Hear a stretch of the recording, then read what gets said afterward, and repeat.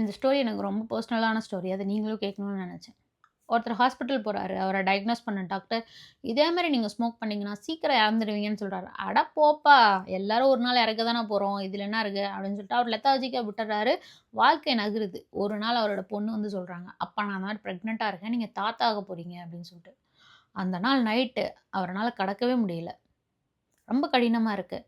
காலையில எழுந்த உடனே அவர் பண்ண நல்ல விஷயம், அந்த சிகரெட் எடுத்து வெளிய போட்டான் தான். வெளிய மட்டும் இல்ல, அவரோட வாழ்க்கையிலேருந்தே வெளிய போட்டாரு அவரு. ஆக்சுவலா இந்த இதுலேருந்து நம்ம என்ன பார்க்கணும் அப்படின்னு சொன்னா, அவருக்கு இன்ஃபர்மேஷன் தேவை கிடையாது. அவருக்கு வந்து ஒரு ரீசன் டூ லிவ். அவரோட வாழ்றதுக்கான ஒரு அர்த்தம் தான் அவருக்கு தேவைப்படுது. அவருக்கு மட்டும் இல்ல, நமக்குமே அப்படிதான். Because sometimes many times logic வந்து ரேரா தான் பிஹேவியர சேஞ்ச் பண்ணும். But emotion changes everything. உங்க வாழ்க்கையில நீங்க ஏதாவது மாத்தணும், இல்ல என் பிசினஸ்ல ஏதாவது மாத்தணும்னு நெனச்சா, ரொம்பலாம் யோசிக்காதீங்க. உங்களோட ரீசன் என்னன்னு கண்டுபிடிங்க. Make it personal, make it emotional. அப்படிதான் மனுஷங்க மாறுவாங்க. That's how person transform. உங்களோட பர்ப்பஸ் என்னன்னு கண்டுபிடிங்க. சிலர்லாம் நான் எதுக்கு வாழ்றேன்னே தெர்ல. நான் ஏன் ஓடுறேன்னே தெரியவே இல்ல அப்படின்னு நெனைப்பாங்க. ரொம்ப விரக்தியா பேசுவாங்க. அந்த மாரி இருக்கவங்கலாம் அவங்களோட ரீசன கண்டுபிடிக்கணும். Purpose of life.